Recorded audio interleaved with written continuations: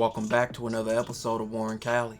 In this episode, I'm going to detail the story of rapper Earl Swavey. Earl would be born Earl Hatton in 1995. Earl would grow up in the Acton Park Bloods and Miller Gangsta Bloods neighborhoods, which are gangs that history date back all the way to the 70s. The Miller Gangsta Bloods date back to the 70s like I said before, and was founded by people like Babu. They would take on several Crips from gangs like the Raymonds, the East Coast Crips, and Crips in Compton among several others. The Millers are clicked up with several blood gangs, especially the Acton Park Bloods. Their relationship is so close, they basically move as one gang and have the same enemies and the same allies. The Acton Park Bloods get their name from a park in their neighborhood, and they formed in an era where several Crips were forming and taking over LA County, outnumbering the Bloods and Pirus, which also formed around the same time. Acton Park formed close alliances with several blood gangs, with them being so outnumbered and in close proximity to several enemies. The Acton Parks have a good relationship with other blood gangs like BPS, the Denver Lanes, and especially the Miller Gangsta Bloods. Their relationship is so close, they're basically like one gang. With Acton's and Miller Gangsta Bloods being so close, Earl Swavey basically rep both gangs. But they also have a super tight relationship with Compton Pirus, like the Westside Pirus and Campanella Park, making the NWA alliance. But with them being so close to many Crip hoods, they would gain several Crip rivals, their most hated enemies, being the Raymond Ave Crips and the East Coast Crips. For Earl growing up, it would be tough. His dad would be killed when he was around 2 years old, leaving him to be solely raised by his mom. And with raising several kids, she worked a lot. So Earl acted out in school and tried to be the center of attention, which always got him in trouble. Earl had a passion for sports like basketball and football, but what he later got into in the streets would hinder his sports career. Earl had an early interest in music, with his older brother having a passion for music. Earl's favorite rappers growing up was 50 Cent, T.I., and Rick Ross, but his favorite West Coast rappers were Sugar Free, Snoop Dogg, The Game, and Kendrick Lamar. How did you start to get into rapping in the first place? Was it like your pops played music, your mom played music? Yeah, my mom, she always listened to old school music, and then my big brother. Like the Isley Brothers, shit like Yeah, everything. Yeah. My big brother started rapping first, and then my cousin is J-Rock from TDE. Oh, really? Yeah, so my big brother started rapping, then he started rapping, then I just was like, I might as well start rapping, but then I got a friend named Buddha. He came, my brother was always like on some like, not trying to let me rap. I'll write my own raps and come to the house and try to rap with him. He wouldn't let it happen. So then Buddha came along, he had this beat, and he like, come on, we finna go make this song. And I'm like, all right, my brother got the studio. So then I made my first song, Boom, Go So Hard with Buddha. Earl would start making music in the jerk era. When he was in middle school, the jerk movement took over California around 2008-2009 range. And skinny jeans and dancing became a common thing among the youth in that time period. And Earl was making music and dance songs during that time. Earl would also get involved in the streets around this time and started affiliating himself heavy in the streets. In some of his early videos, you can see how the streets influenced him and contributed to him making different style of music and dedicating more to the streets and the area that he repped.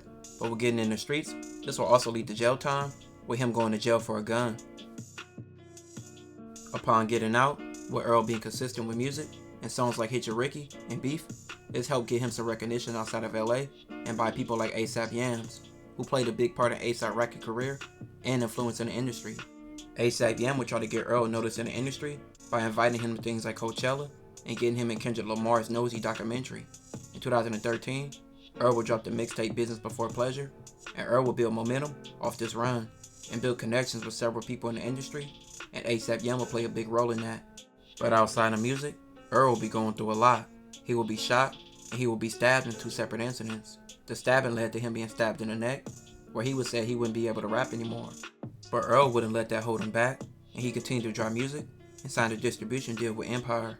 By 2015, Earl would drop his next mixtape called Yerpal Rain, but tragedy would happen with his close friend and mentor in the game, A$AP Yams, dying. But even more would happen in Earl's life. With Earl's street activity catching up to him, he would have a drought in music, with him facing more jail time. But he would drop Gangland 1 and Gangland 2 mixtapes. Earl wouldn't start dropping consistent again until 2017, when he dropped the mixtape Gangland 3, and he dropped another mixtape in 2018 called Two Way Swave. Earl would drop a few songs in 2019, but once again, he wouldn't be heard from until around 2021, when he dropped several songs on his YouTube channel and collabed with several other rappers. His biggest song in 2021 will be the song Jigga Man, which almost sits at 300,000 views. Earl would drop 3 projects in 2021, The Dirtiest, Unfuckable, and Gangland 4. Just when Earl started to get back on his grind in music, he will die on January 9th, 2021. There will be a lot of speculation on Earl's death and how he died. Investigating. The shooting happened near South Hill Street and 35th around 10:30 last night.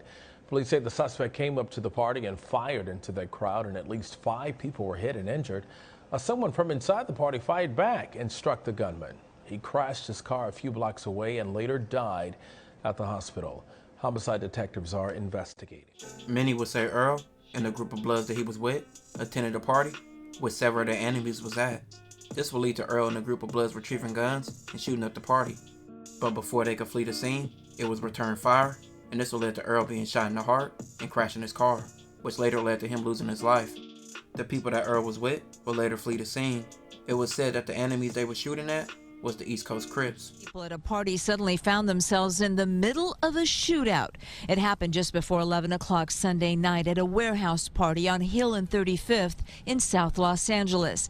There were several party goers standing outside when a car pulled up and suddenly people began shooting at each other. Dozens of shots were fired, and police believe there could be up to 4 different shooters, maybe even more. Who shot first, they don't know yet, but say there are dozens of bullet casings in the street from multiple weapons. The driver in the car was shot but managed to drive off. His injuries so severe, though, he lost control of his car and crashed into the back of a truck just 4 blocks away. He was taken to the hospital where he later died. Police said he was found by himself in the car, but there could have been other passengers who took off, leaving him there to die.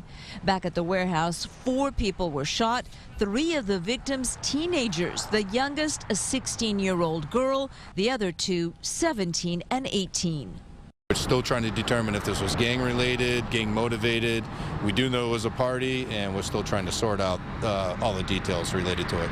There are dozens of bullet casings left at the scene. That's correct. A lot of casings in the street.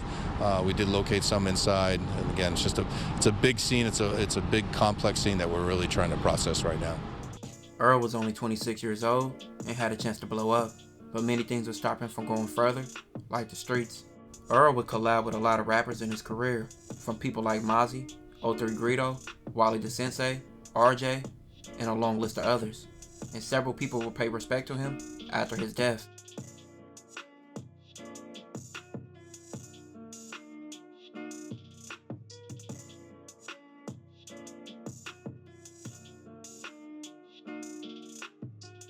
This will conclude this episode. If you haven't already, make sure you check out my previous episodes. Don't forget to like, comment, and subscribe.